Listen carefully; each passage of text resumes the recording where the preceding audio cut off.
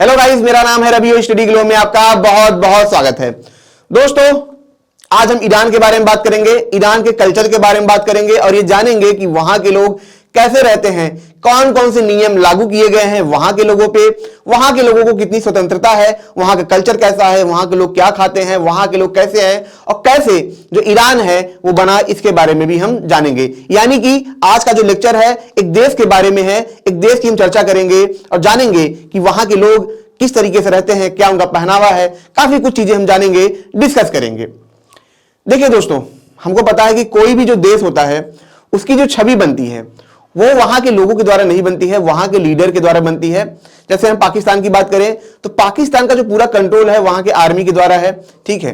तो इस वजह से क्या होता है कि अगर वहां पे कुछ अच्छे लोग भी हैं तो भी वो उसी में आ जाते हैं, मतलब गेहूं के साथ घुन पिस जाता है, वही हाल होता है। लेकिन जो लोग होते हैं ज्यादातर वो कभी नहीं चाहते हैं कि उनका देश युद्ध में जाए, इन सब में जाए, लेकिन जो लीडर होते हैं उनका डिसीजन ऐसा होता है कि देश जाता है और इसी वजह से हमें लगता है वो देश भी बुरे हैं, लेकिन ऐसा नहीं होता है। वो देश काफी अच्छे होते हैं, वहां के लोग काफी अच्छे होते हैं और ईरान के लोग बहुत ही प्यारे हैं, बहुत ही मासूम हैं, बहुत ही फ्रेंडली हैं। तो इनके बारे में हम जानेंगे। तो सबसे पहले दोस्तों मैं आपको बता दूं कि जो ईरान था उसका पहले नाम पार्सियन था, ठीक है।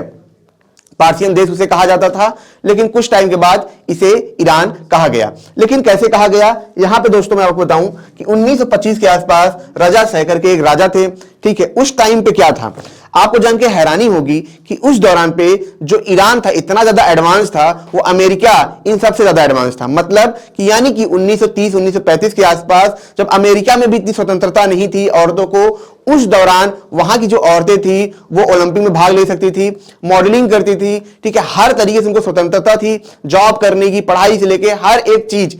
वो जो दौर था वो दौर काफी अलग था। क्यों अलग था? क्योंकि उस दौरान पे काफी ज्यादा वो एडवांस था।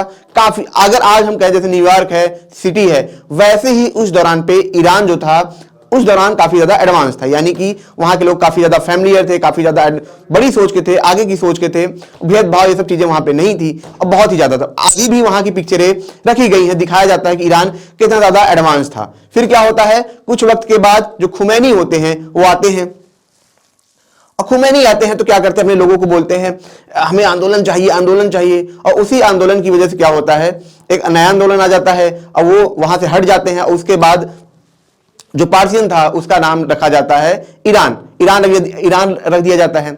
ईरान का मतलब क्या होता है? ईरान का मतलब होता है द किंग ऑफ आर्य, ठीक है। मतलब जो आर्यन थे वहां पे आए थे, ठीक है। मतलब ये माना जाता है कि जो आर्यन थे वहां पे बहुत आए थे, उन्हीं की वजह से वो जो देश था वो बना था धीरे धीरे।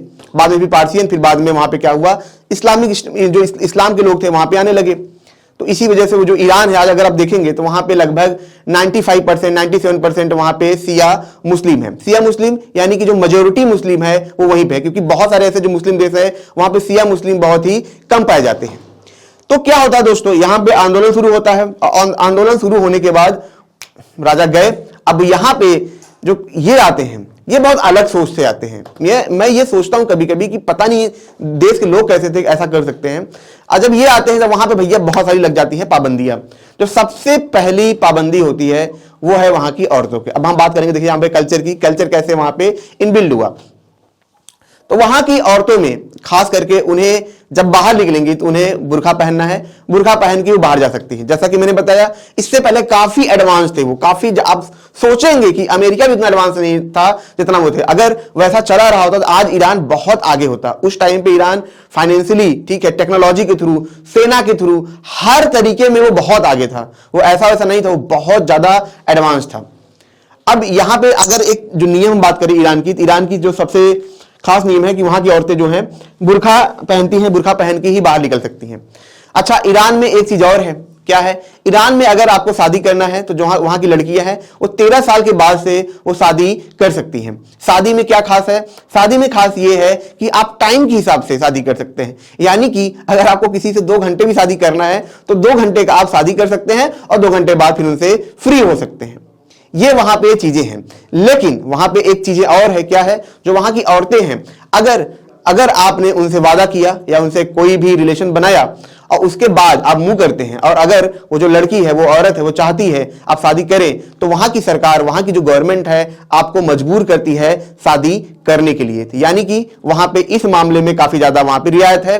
वहां के जो लड़के हैं, वहां के लड़के 15 से लेके 18 के बीच में फ्री हो जाते हैं शादी करने के लिए। तो इस मामले में आप देखेंगे ईरान क्या है, काफी ज्यादा बेहतर है। और क्या है ईरान में? ईरान में दोस्तों भगवान का काफी ज्यादा आशीर्वाद है वहां पे। क्यों? क्योंकि जो दुनिया का 10% ऑयल है वो ईरान के पास ही है। इसी वजह से ईरान क्या होता है, बहुत ज्यादा अमीर होने लगता है। दुनिया का सेकंड, मैं अगर ये कहूं सेकंड गैस प्रोड्यूसर जो है वो कौन है? ईरान है। ठीक है, तो इस तरीके से ईरान के ऊपर काफी ज्यादा, जैसे मैंने कहा कि ईश्वर का आशीर्वाद है, इसी वजह से वो फल फूल पाते हैं। क्योंकि वहां पे मैं आपको बताऊं कि वहां पे तेल ज्यादा है लेकिन वहां पे पानी कम है। इस वजह से जो ईरान है उसके पास बहुत ज्यादा समस्या होती है, और इस समस्या को दूर करने के लिए वो तेल का यूज करता है। और उनकी जो आय है वो किससे चलती है? तेल की वजह से काफी ज्यादा वो चलती है। और क्या है ईरान दोस्तों, यहां पे हम बात करेंगे, ईरान केसर के मामले में बहुत ज्यादा एडवांस है। वो केसर का उत्पादन बहुत ज्यादा करता है, बहुत ही ज्यादा करता है। और इसी वजह से वहां का जो एक बहुत बड़ा इकोनॉमी है वो किसकी वजह से चलता है? केसर की वजह से चलता है। मूंगफली आप खाते होंगे, और मूंगफली जैसा होता है पिस्ता, लेकिन पिस्ता हमारे यहाँ काफी ज्यादा महंगा होता है। ऐसा लगता है कि सोने की भाव है ये।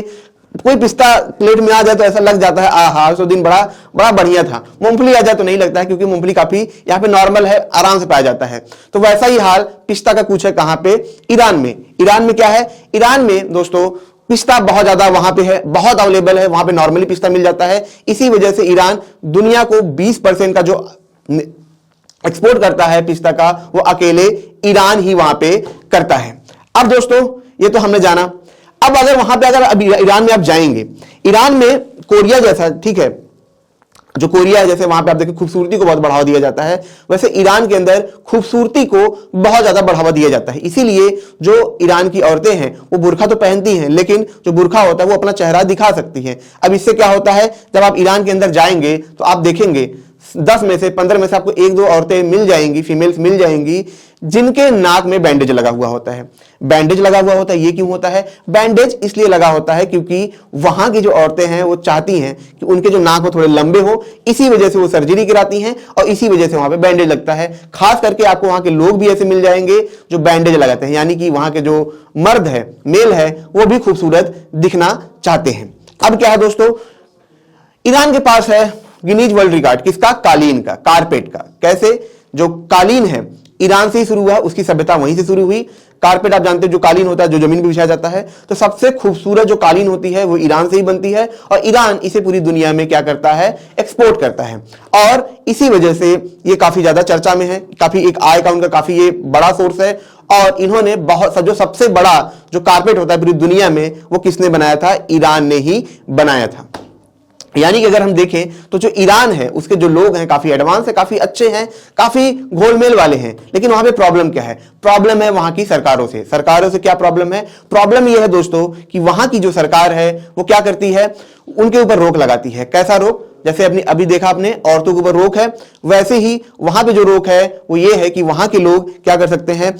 कोई भी चैनल नहीं चला सकते हैं। हम आप जब मूवी देखते हैं कोई भी चैनल चला सकते हैं, नेटफ्लिक्स, टीवी में भी कोई देख सकते हैं, लेकिन वहां पे लिमिटेड चैनल ही दिखाए जाते हैं, क्योंकि ईरान का ये मानना है कि यहाँ के जो लोग हैं, जो पश्चिमी देश हैं, जो अमेरिका है, यूरोप है, उनका कल्चर सीख जाएंगे तो हमारा देश बर्बाद हो जाएगा। इस वजह से वहां पे चीजें नहीं दिखाई। आप समझ सकते हैं कोरिया जैसा हाल वहां पे भी है।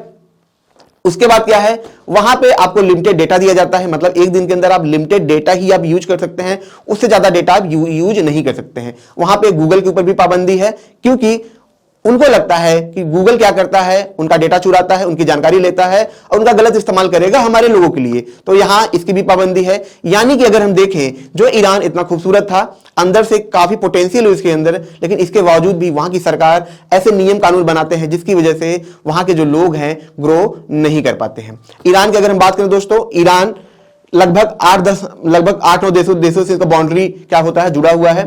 तो काफी बड़ा भी देश है ये। अब दोस्तों अगर इसकी हम सभ्यता की बात करें तो जैसा कि मैंने बताया कि वहां पे जो वर्शिप होती है खास करके आर्यंस की होती है, और उसी के लिए वहां पे त्यौहार भी मनाया जाता है, और उस त्यौहार में युद्ध, खास करके युद्ध, वॉरियर, इन सब की ट्रेनिंग दी जाती है, क्योंकि उनका यह मानना है कि जब आर्यन थे वो काफी एडवांस थे, वहां पे आए थे। ठीक है, आप ये देखेंगे जो आर्यन सभ्यता है वो काफी चर्चा में रहती है। ये भारत में भी ये माना जाता है कि सबसे पहले भारत में आर्यन ही आए थे। ठीक है, पश्चिम साइड से, यूरोप साइड से वो आए थे, काफी ज्यादा एडवांस थे, तो यही मान्यता वहां पे भी है।